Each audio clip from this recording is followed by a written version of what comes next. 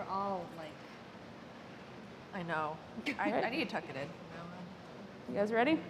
We're ready. All right, everyone. Hi, I'm Christina Lance with LPGA Communications. Happy to have you here with us at the 2021 Solheim Cup.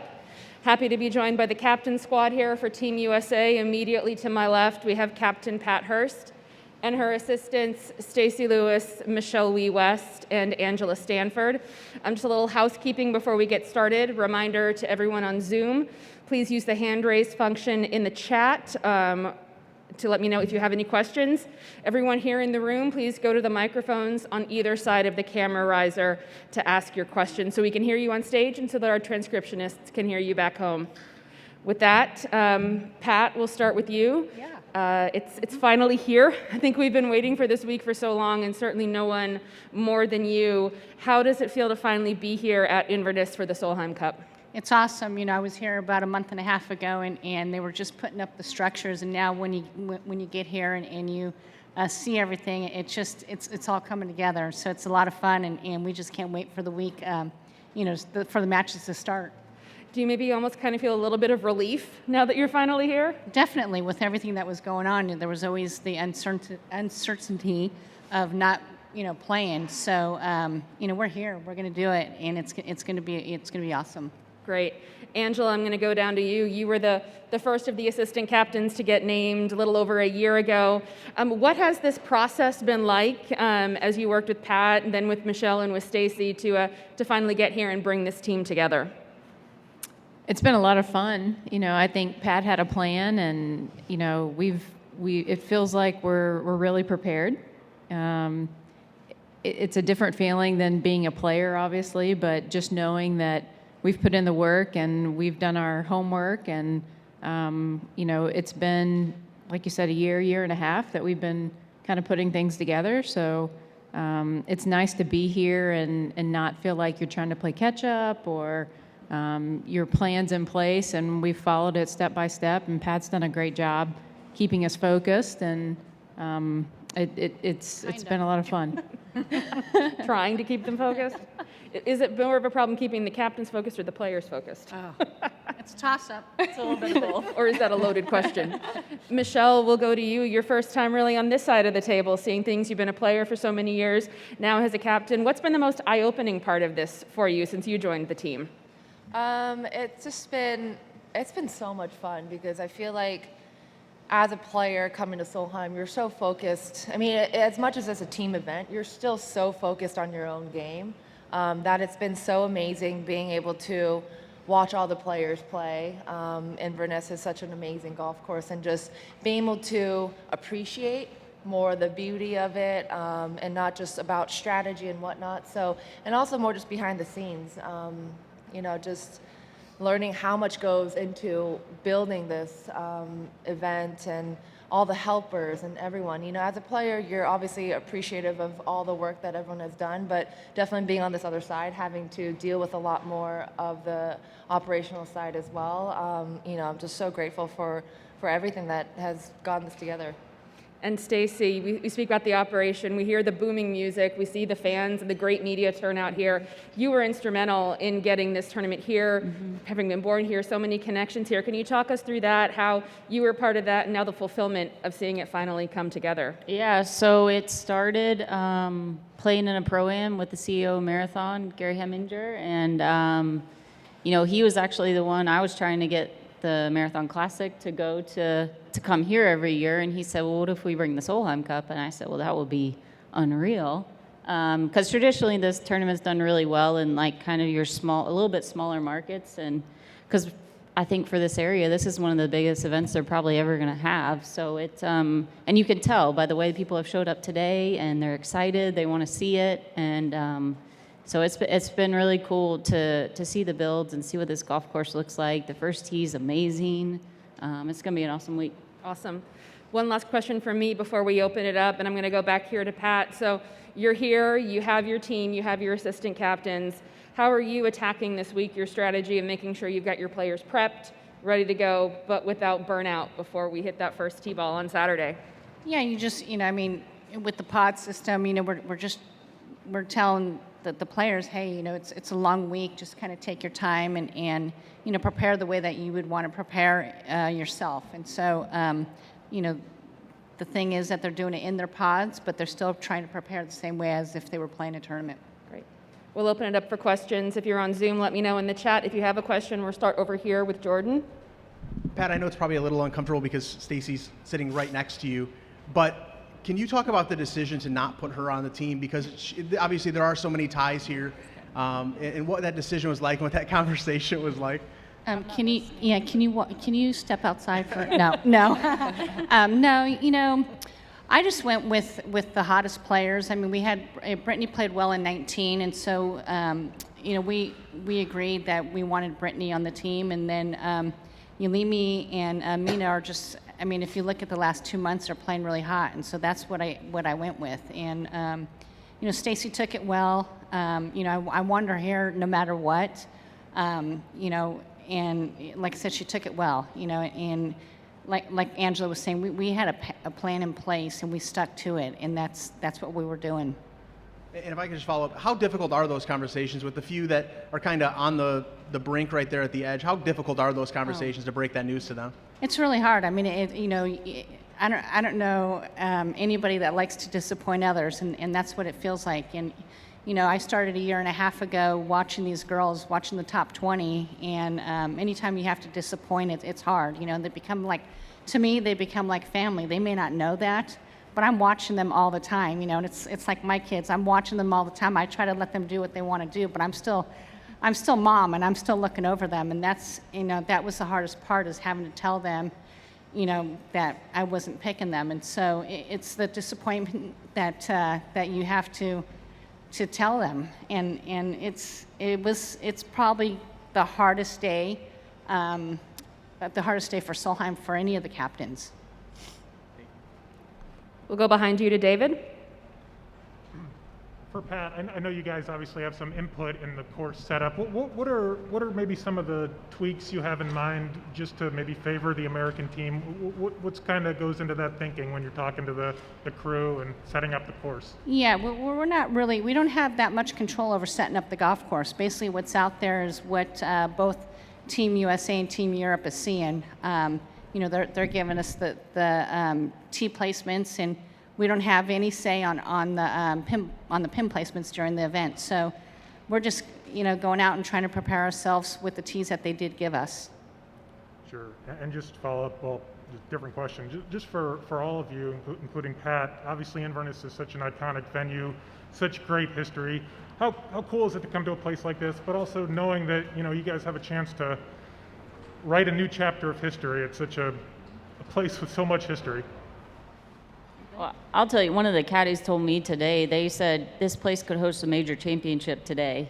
You know, that's how good of shape it's in. And, you know, that's just something that, you know, maybe the guys get spoiled with, but we don't get all the time. And so that's what this week is like for us. We're getting something that we're not normally getting. And, you know, these girls it's a treat to play this golf course. I mean, it's unbelievable. And so you walk, you know, we're in the men's locker room. You see all the history there, all the pictures of the guys everywhere. It's just going to be nice to make them put some pictures up of some females, too.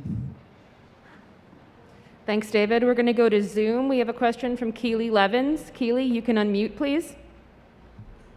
Hi. I saw that Bubba Watson's on site. I'm curious as to kind of how he ended up, it looks like maybe kind of advising or helping in some way, what exactly he's doing and how he's helped. Yeah, Bubba had called, you know, a couple weeks ago wanting to be, he just wanted to be, you know, help women's golf out. And he's got, you know, he's got a wife, he's got a daughter, and he loves golf, and he loves, like I said, he just wants to support women's golf. And so I was all for it. You know, I asked the assistants, they were all for it, and it's been great. He's been a lot of fun, you know, having in the locker room, hearing his take on a lot of the things. And, you know, a lot of times we have to tell him that, hey, you know, men and women are a little bit different, and I think he's definitely seeing that. But we're all enjoying him around, players, caddies. You know, we're asking him a ton of questions, and it seems like he's having just as much fun as we are with him around. Cool. Thanks, Keely. Is We'll go in the there- back. Sorry. Oh, sorry. Can One I more ask a follow-up, follow-up? Keely. Yeah, sorry. Was there any specific piece of advice that he's given so far that stuck out? Not for me, but I know his presence is huge, and so I don't know if you guys have heard any advice from him. I mean, we're asking him a whole bunch of stuff, his shot at the Masters, to win, in the playoff, and I mean, we're just asking a whole bunch of stuff. So, do you guys has any advice stuck out from? Well, he was out, walking a couple holes, and I mean, he was talking to Danielle about a chip shot. They were talking about different ways how to hit different shots, and I think that's really cool. I mean, I think he's available, and I think that's what makes it so special is you just have you have a major champion, multiple major champion, another one walking around and being helpful. So I think that was the cool part. I just kind of stood back and watched that and watched them interact, and it was really cool. Thank you. Thanks, Keely. Sorry to cut you off there. Mercer, go ahead. Pat, the 3 groups that are coming in here in the interview room, are those officially your 3 different pods? And if so, how did you determine who was going to play with whom? Oh, I mean, we haven't determined who's going to play with who yet in the different formats, but yeah, of course you can tell kind of, if they're coming in 4s, what the pods are going to be. I don't think we're going to split them up. So yes, they are our pods, but we don't know which formats we're going to put them in. But how did you determine who was going to be in which pod? We I did know you had the personality. Correct. We did a behavior profile and basically went with that, and I mean, that's basically how we put the pods together. For the most part, that's probably 75% of it. Which assistant is with which pod? Say that again? Which assistant is associated with which pod? Or is it? I'm with the Cordas that's coming in today. Michelle's tomorrow, and then Angela's is tomorrow. Or Angela's is tomorrow. Michelle's Friday. Thank you very much. Yep. Amy, go ahead. Could each of you share what you remember about your rookie experience in the Solheim Cup and what sort of advice you've shared with the first-timers on the team? I'll go first. I mean, I remember walking up to that first tee and how much, my heart started pounding and how much fun it was. And just, I remember Kelly Robbins and I were playing an alternate shot or the foursomes, and we just kind of looked at her and she's like, your odds. And I'm like, really? I mean, yeah. I have to tee off first? Yeah. And I'm like, yeah, I can tell that you're the veteran because you're the one who put me on odds. So, no, it's just, the first tee is electrifying. I've said that over and over and over, and this is going to be just the same here. So that's the thing that I remember, and you don't get those feelings anywhere else in the world, in any other venue that I've played in.